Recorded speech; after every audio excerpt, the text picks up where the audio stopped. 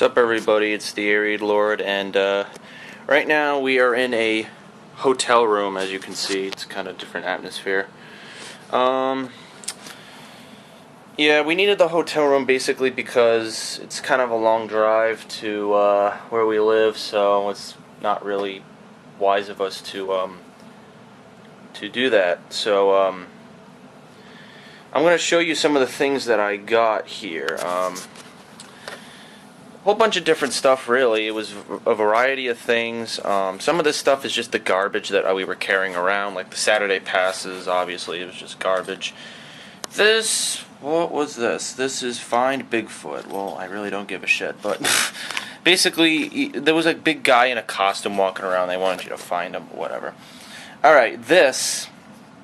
if any of you have seen my friend Phil's videos, you will know that this is made by, I forget the company, but there was a specific company that made these type of, I don't know, what do you want to call it, action figures or stick figures, or I don't even know what to call these things.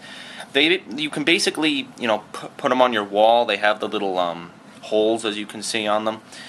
And the guy was selling them, I think it was $5 or $10 a piece. And this one, well, I think this is from the Mega Man series, and he told me that this was like a main villain of the series or some crap like that. So, yeah, it was really cool. I wanted to have at least one that I could use, so I purchased one. Okay?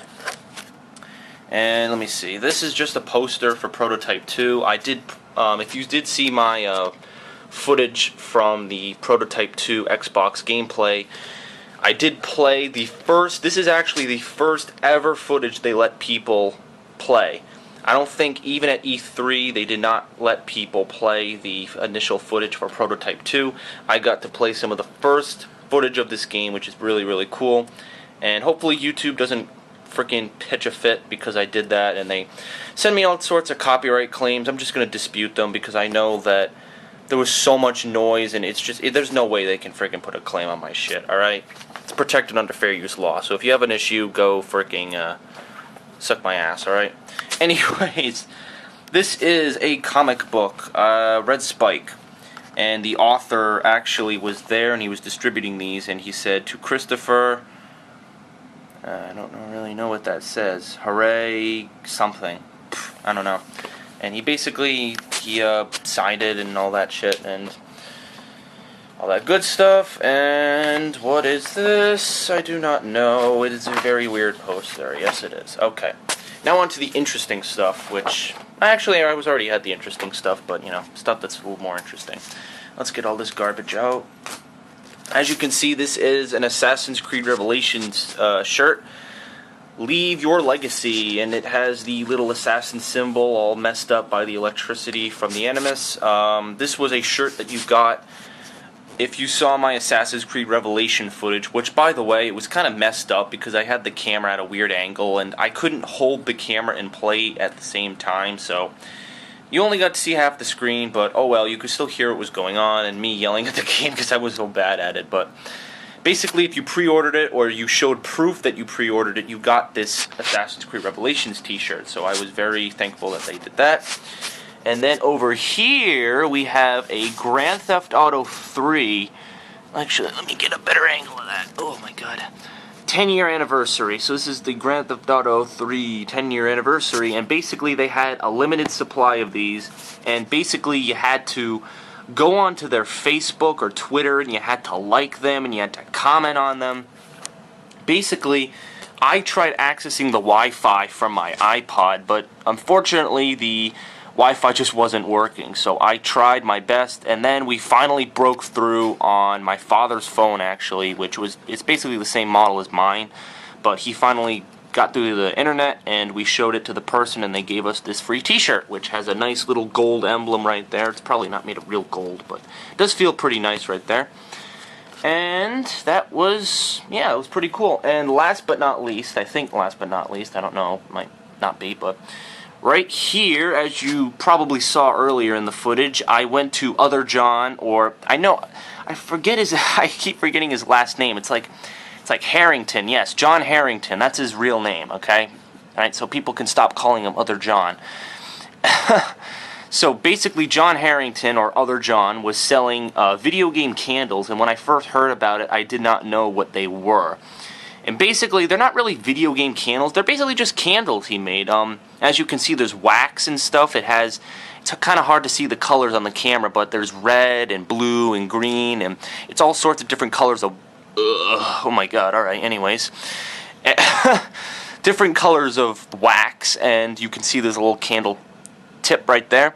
And basically, you can just, light these in your home, and you have a nice heat source, and it's pretty cool. At the end of the day, he told me that he sold about 40, and I'd say if you sell them for $15 or $8 a piece, I'd say that that's a pretty good deal to get some profit off of the candles. So, yeah, I think that was a pretty good deal, and I have been thinking, especially for me with my science fiction novel, about making a table or something at one of these events or something. And I've thought about it because I asked Other John how much it cost him to have the table, and it cost him like $275, which is quite expensive, but if you can make profit, then I guess you could, eliminate that cost, but it's tricky, especially with a book, because it's not really video game related. I know that this was, video game candles, but basically when he said video game candles, he meant that in some of the candles, if you saw my footage of it, there would be like I don't know, mushrooms from Mario, or there would be like Pokemon balls, like stuff like that. But it smelled like regular candles, like vanilla, and root beer was one of the kind that my father got, and he's screwing around in the bathroom right now trying to freaking fix the shower a little bit. But anyways, yeah, so it was really cool that John was able to put all this candle stuff together, and sorry, yeah, it was cool that I was able to buy some, and we basically did a swap. I purchased this candle for no charge, but I gave him a copy of my book, which is $15, so we split even, and we each got something that the other one wanted. Alright, and that was pretty much it. So this video, I guess, is my last New York Comic Con 2011 video. It was very, very fun. As I've said a couple of times, I've never ever been to one of these, and it was a great experience. The only other convention I've ever been to is Kineticon, which was back in July. And Kineticon, as I said, was really focused on anime and comics more than video games. It only had a very, very brief video game section. But this went all out. You got to see previews of all the latest games. You got to play the new games that haven't come out yet and take footage. And you also got to see the panels. Like towards the end, I took some footage of the Halo panel, where they're basically giving new information on Combat Evolved and Halo 4 and all this wireless bullcrap you can do with looking at your stats. And so basically I have that information before anyone else does, and it's pretty cool that I can upload it and people can see it. And yeah, so that is pretty much it. This is TheAireaidLord. I've shown all of my accessories, the little the guy you can stick on your wall, the posters, the 2 t-shirts, and the candle. I don't think that there's anything else, unless, you know what, where was the, oh, I got this, actually, it doesn't really matter, but, hold on, I'm trying to get it.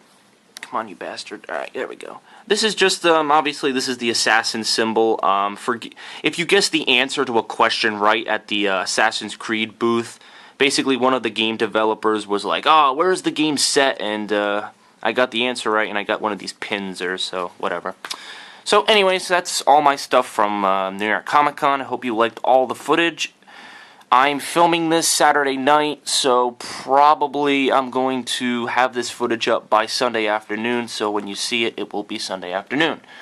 So, I'll see you later. Again, I was going to try to see I know a lot of people were kind of confused because I was supposed to be at Other John, or John Harrington's table where he was selling these candles, but I didn't find the table until the very end of Comic-Con because I didn't know where it was.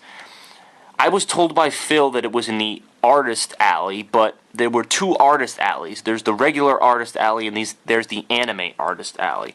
And basically, I was walking in circles trying to find a different artist alley, and I basically screwed myself. So, I did get to see him. I took some off-camera footage. I know initially I saw him at the Marvel vs. Capcom Ultimate Marvel vs. Capcom, whatever the hell the name of that game is. But yeah, I did get to see him. I did talk to him off camera a little bit, but it was kind of rushed because, again, I saw him towards the end, and he had to go. He wasn't getting a hotel room because he lives closer to New York than I do. So, okay, that is it. That's all my footage. I hope you enjoy it.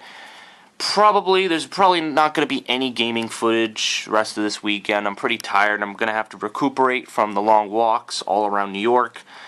And yeah, I will see you later, probably Tuesday or Wednesday, for a gaming update to tell you what's going on, because there are lots of games coming out, so stay tuned.